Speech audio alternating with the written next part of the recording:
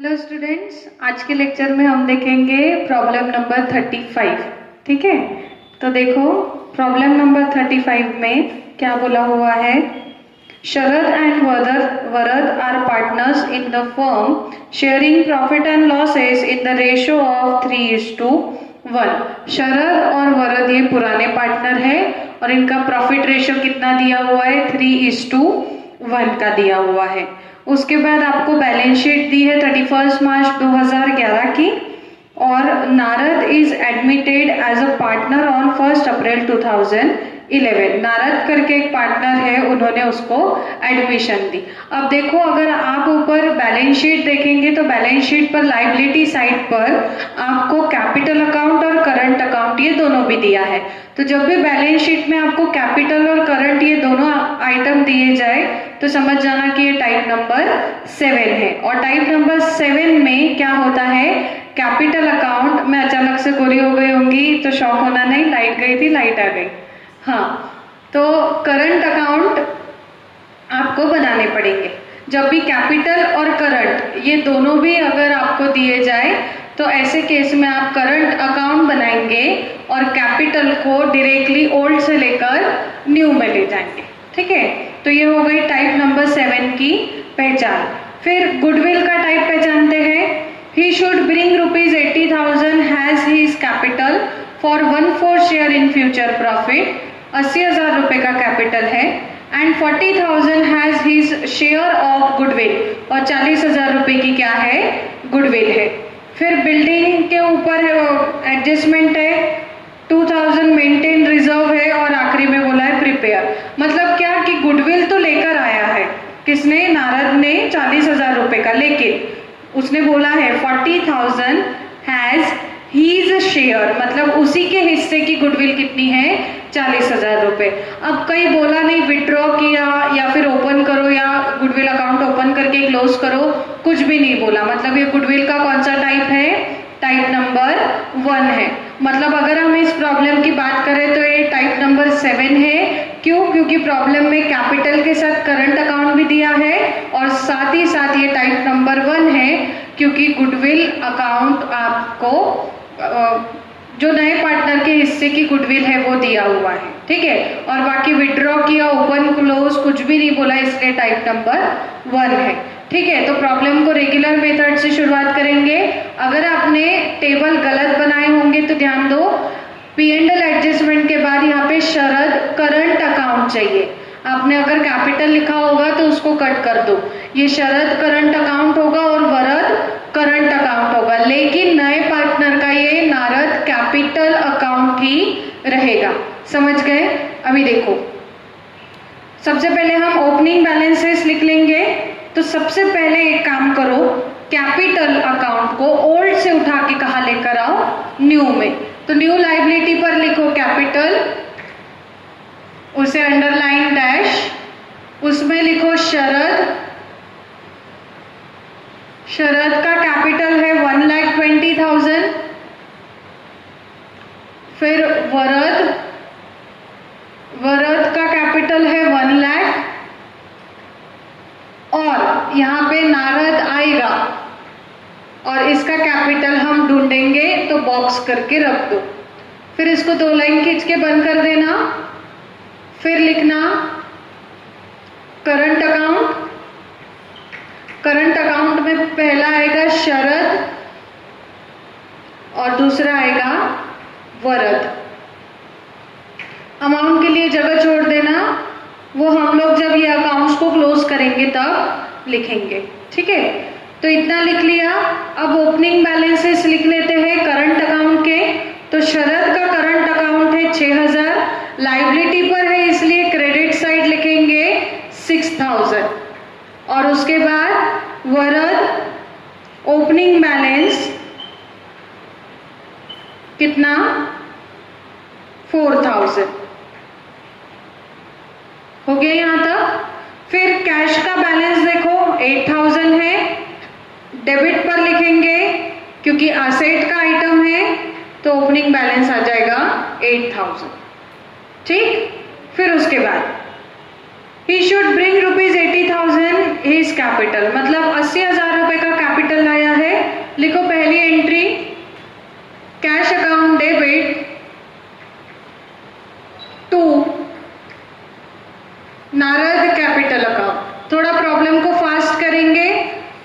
Point अभी फिलहाल नहीं है, तो कैपिटल है 80,000 का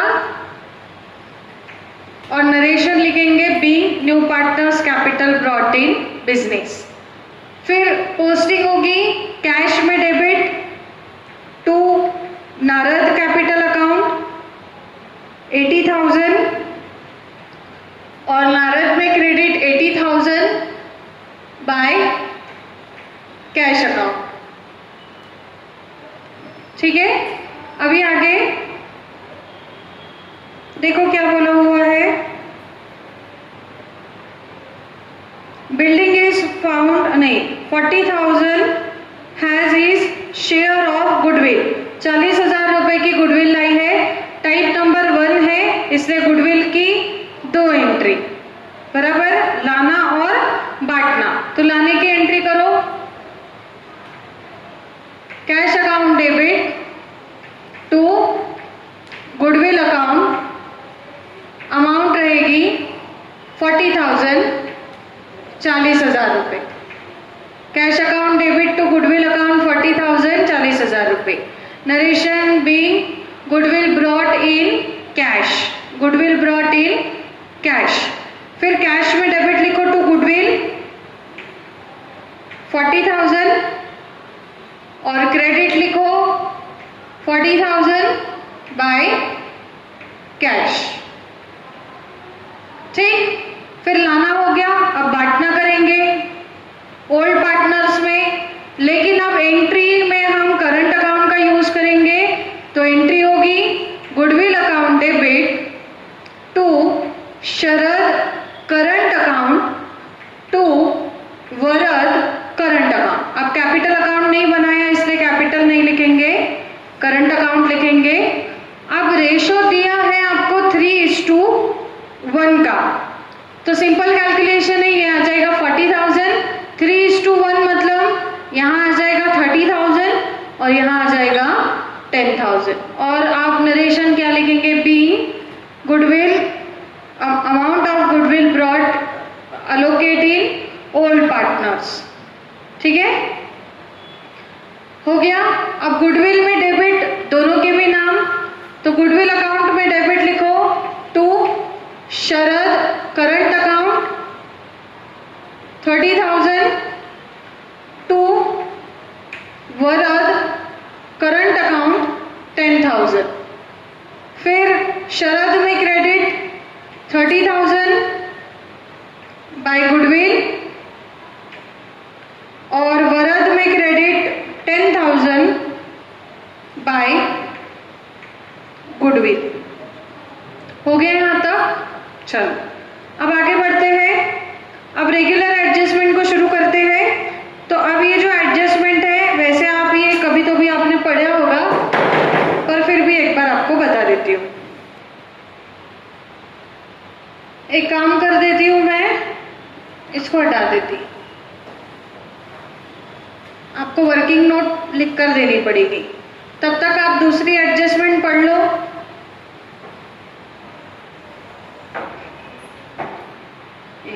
हाँ देखो, अभी नेक्स्ट एडजस्टमेंट में आपको बोला है building is found over valued by 20% and stock is found undervalued by 20% in the books. These assets are to be adjusted at their proper value. इसका मतलब क्या है, देखो, बिल्डिंग इज फाउंड बाय ₹20,000 मतलब क्या कि आपको बिल्डिंग की कीमत बढ़ा के दी है। देखो, ओवर वैल्यूड मतलब कीमत को ज्यादा करना और अंडर वैल्यूड मतलब कीमत को कम करना। ठीक है, तो वैसे आपने इसके पहले ओवर वैल्यूड, अंडर वैल्यूड ये वाली चीजें पढ़ ली होगी। तो ओवर वैल्यूड का मतलब क्या है कि अगर 100 रुपए है तो 100 रुपए की कीमत को ज्यादा लगाना, मतलब 110 लगा देना। 10 रुपए मैंने कीमत बढ़ा दी और लिख दी, उसको बोलते हैं ओवर वैल्यूएशन करना। और अंडर वैल्यूएशन का मतलब क्या है, 100 रुपए की चीज है उसको मैंने 80 पर लिखा, ठीक है, तो वो क्या हो गया, अंडर वैल्यूएशन हुआ। लेकिन अकाउंटिंग रूल्स में ये चीज गलत है। आप किसी भी असेट को ना ओवर वैल्यूड कर सकते हो, ना ज़्यादा की कीमत लगा सकते हो, ना अंडर वैल्यूड कर सकते हो, ना कम कीमत लगाते हो। जो एक्चुअल है उसी को ही लिखो।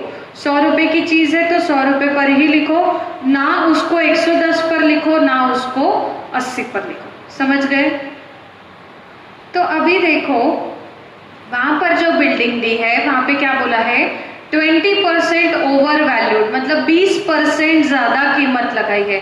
ठीक है, फिर आप क्या बोलोगे, ये देखो मैडम, ये 1,20,000 हम क्या करेंगे, इसमें से माइनस कर देंगे। कितना परसेंट? 20%। तो इसका 20% कितना आ जाएगा? 24,000 आ जाएगा। बराबर?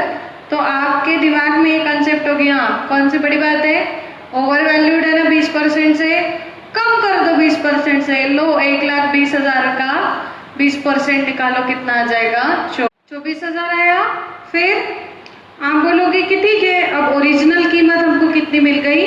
96,000। ठीक है, लेकिन ऐसा करना नहीं, ये गलत है। लेकिन ये 96 को आप ध्यान में रखना।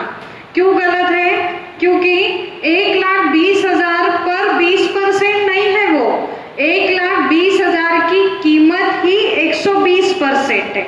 इसका मतलब क्या है कि यहाँ पे अज्यूम करना पड़ता है। अब ये क्या है? ओवर वैल्यूड है, ओवर वैल्यूड है। ठीक है, तो यहाँ पर फिर अज्यूम करना पड़ता है कि सपोज अगर कॉस्ट ये, मतलब ओरिजिनल कीमत ये 100 है, तो उसने कितना परसेंट मिलाया है? 20% मिलाया है। ओवर वैल्यूड किया मतलब प्लस कर दिया, कितना परसेंट? 20%। तो कितना आ जाएगा 100 का 20%? 20 रुपए। तो यहाँ पर आपको ओवर वैल्यूड कितना दिया हुआ है? 120। तो ये जो 1,20,000 आपको दिख रहा है वो ये 120 रुपए है, ना कि 100 रुपए है। और आपने क्या किया कि अगर आपने 120 पर 20% निकाला तो वो तो गलत हो गया ना। ठीक है, तो इसको क्रॉस वेरीफाइड करते कि अगर कॉस्ट हमारी 100 रुपए है तो उस पर 20% ज्यादा लगाया, मतलब 20 रुपए ज्यादा लगाया, तो ओवर वैल्यूड कितना हो गया? 120 रुपए। तो हम इसको इक्वेशन में बिठाएंगे। अगर 120 के लिए आपकी अमाउंट होती है कितना? 1,20,000। तो अगर 120 ये आपकी ओवर वैल्यूड कीमत है तो अमाउंट कितनी है? 1,20,000। तो अगर हमको 100 चाहिए, एक्चुअल कीमत चाहिए, तो कितनी आएगी? कैसे ढूंढेंगे? 100 मल्टीप्लाई 1,20,000 अपॉन 120। इसका आंसर मिल जाएगा आपको 1,00,000 रुपीज, 1,00,000 रुपए। मतलब बिल्डिंग की ओरिजिनल कीमत कितनी है? 1,00,000 रुपए है। समझ गया? फिर अब इसको क्रॉस चेक करते हैं, तो मैं यहाँ क्रॉस चेक कर लेती हूँ। अगर मैंने ओरिजिनल कीमत पर 20% बढ़ा दिया, मतलब 20% बढ़ाया, तो 1,00,000 का 20% कितना हो जाएगा? 20,000। तो कीमत कितनी आई ओवर वैल्यूड की? 1,20,000। ये समझे? हमने तभी जो किया था वो 96,000 आ रहा था, जो कि गलत था। अब ये करेक्ट है। क्यों? क्योंकि ओरिजिनल पर उसने 20% लगाया है ना, तो हम ये 120 पर उसको माइनस नहीं कर सकते। तो ये कंसेप्ट वैसे आप पहले पढ़ चुके हो सोल ट्रेडर फाइनल अकाउंट में, फिर भी एक बार याद दिला दिया। तो देखो, आपको ये वर्किंग नोट लिखनी है। वर्किंग नोट लिखनी है, बिल्डिंग 1,20,000 ब्रैकेट में लिखोगे ओवर वैल्यू, फिर लिखोगे सपोज कॉस्ट है 100 प्लस 20% प्लस। क्यों किया? क्योंकि ओवर वैल्यूड है, ज्यादा कीमत लगाई, तो 20 रुपए, तो ओवर वैल्यूड हो गया 120 रुपए। फिर हमने बिठाया कि 120 के लिए 1,20,000 है, तो 100 के लिए कितना आएगा? तो ये क्या आ गया? 1,00,000 आया। इसको बोलेंगे original amount of building, original amount of building. तो एक काम करो, वीडियो को पॉज करके आप ये वर्किंग नोट लिख लो। तो तो बिल्डिंग पर आपने पॉज कर दिया था और ये लिख लिया होगा। अब देखो इसकी एंट्री करनी पड़ेगी, तो देखो इसे समझते हैं। आप असेट पर लिखते हो बिल्डिंग, कितना 1,20,000, और वो जो आपने कीमत निकाली है वो अंदर की नहीं है, वो बाहर की कीमत है। मतलब आपकी ओरिजिनल बिल्डिंग ही कितने की होनी चाहिए, 1,00,000 की होनी चाहिए। ठीक है, तो 1,20,000 पर 1,00,000 की आपकी ओरिजिनल कीमत है। मतलब आपने कितने हजार से बिल्डिंग को बढ़ा दिया था, 20,000 से बढ़ा दिया था, है कि नहीं। तो 20,000 से अब क्या करना पड़ेगा हमें, ओवर वैल्यूड है, ज्यादा कीमत लगाई, ओरिजिनल पे लाना है, क्या करना पड़ेगा, माइनस करना पड़ेगा। तो माइनस करो ओवर वैल्यूड, माइनस करो ओवर वैल्यूड 20,000 रुपीज, तब जाके बाहर आपको ओरिजिनल कीमत मिलेगी बिल्डिंग की 1,00,000 रुपए। ठीक है, तो अभी असेट पर माइनस किया, इसलिए सेकेंड एंट्री P&L एडजस्टमेंट में डेबिट होगी। तो डेबिट में लिखो 2। अब इंक्रीज किया कि डिक्रीज किया है, डिक्रीज किया, इसलिए डिक्रीज इन बिल्डिंग कितना 20,000, डिक्रीज इन बिल्डिंग अमाउंट आ जाएगी 20,000। ठीक है, तो बाद में मैं ओवर वैल्यू अंडर वैल्यू पर आपको एक नोट लिखवा दूंगी, डोंट वरी अबाउट दैट। आप पहले ये सारी चीजें लिख लो। चलो, आपने बिल्डिंग लिख लिया होगा और उसको ओवर वैल्यू थी 20% से, तो हमने क्या किया, उसको ओरिजिनल कीमत पर लाकर रख दिया। अब आगे देखो क्या बोला है, नेक्स्ट उसी लाइन में आपको नेक्स्ट बताया है, stock is to be undervalued by 20%। अब ये ओवर वैल्यूड था, अब क्या होने वाला है, अंडर वैल्यूड होने वाला है। तो लिखो working note number 2, working note number 2, working note number 2 लिखो, स्टॉक अमाउंट है 80,000, स्टॉक अमाउंट है 80,000। मेरे साथ साथ आप लिखते जाओ, ब्रैकेट में लिख देना अंडर वैल्यूड, मतलब कम कीमत लगाई है, आपने अंडर वैल्यूड किया है, मतलब कम कीमत लगाई है। तो प्रिंसिपल मतलब कॉलेज का प्रिंसिपल नहीं, अकाउंटिंग प्रिंसिपल्स ये बोलते हैं कि अगर आप ज्यादा कीमत नहीं लगा सकते तो आप कम कीमत भी नहीं लगा सकते।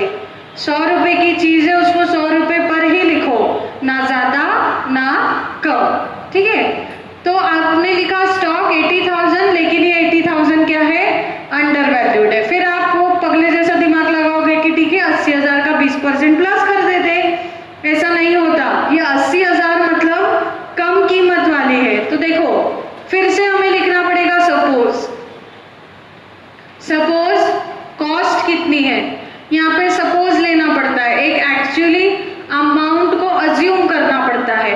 तो मान लो कि हमारी 100 रुपए की कीमत है स्टॉक की, तो आपने अंडर वैल्यूड किया, मतलब कम कीमत लगाई, तो अंडर वैल्यूड है इसलिए माइनस करेंगे, कितना अंडर वैल्यूड, कितना परसेंट, 20%, माइनस करेंगे 20%। क्यों, क्योंकि अंडर वैल्यूड किया है। तो आप 20% निकालो तो 20। अब क्या करना है, अंडर वैल्यूड है, कम कीमत लगाई, माइनस किया होगा, इसलिए यहाँ पर आएगा 80। ये क्या हो गया, अंडर वैल्यूड हो गया। समझ गए। फिर अब क्या कि अगर 80 अंडर वैल्यू है तो स्टॉक की कीमत भी अंडर वैल्यूड होती है। तो अगर 100 है तो कितना आना चाहिए, कैसा, 80 के लिए अगर 80,000 कीमत है तो 100 के लिए कितनी कीमत होगी, तो 100 मल्टीप्लाई 80,000 अपॉन 80, कितना आएगा, 1 लाख, 1 लाख आ गया। तो ये 1 लाख क्या है, ओरिजिनल कीमत है, ओरिजिनल अमाउंट ऑफ स्टॉक, मतलब उसने 1 लाख का स्टॉक 80,000 किया, मतलब अंडर वैल्यूड किया। ठीक है, तो मेरे ख्याल से आपने मेरे साथ साथ ये वर्किंग नोट लिख ली होगी। अब चलते हैं स्टॉक के तरफ। तो बैलेंस शीट पर लिखो स्टॉक 80,000 और मुझे बताओ स्टॉक की ओरिजिनल कीमत कितनी है? 1 लाख है। उसने अंडर वैल्यूड किया है। 80,000 को 1 लाख लेकर आना है। क्या करोगे? बढ़ा दोगे, प्लस करोगे। तो प्लस करेंगे हम अंडर वैल्यूएशन कितना? 20,000, तभी बाहर आएगा 1 लाख। और फिर असेट पर प्लस किया, इसलिए सेकेंड एंट्री कहाँ होगी? पी एंड एल एडजस्टमेंट में credit by increase in stock 20,000, by increase in stock 20,000। हो गया यहां तक? चलो अब आगे बढ़ते हैं। इसके बारे में चिंता मत करो, अंडर वैल्यूड, ओवर वैल्यूड कैसे करना है, प्लस करना, माइनस करना, ये सारी चीजें मैं बिल्कुल अभी ये प्रॉब्लम खत्म होने के बाद आपको एक अलग से नोट लिखवा देती हूँ। ठीक है, चलो एडजस्टमेंट में बोला है ₹2,000 to be maintain as reserve for doubtful debts. मुझे बताओ डेटर दिया है 62,000, कोई पुराना आरडीडी है क्या? नहीं है, मतलब उसने कुछ माइनस किया है क्या? नहीं किया। मतलब मेंटेन तो बोला है। मेंटेन जब भी बोलते हैं हम क्या करते हैं? पुरानी आरडीडी और नई आरडीडी ये दोनों का क्या करते हैं? डिफरेंस निकालते। लेकिन पुराना दिया है क्या? नहीं दिया है। मतलब क्या करेंगे? पूरे के पूरे 2,000 हम माइनस कर देंगे। तो देखो, लिखो यहां पर असेट पर डेटर, असेट पर लिखो डेटर्स,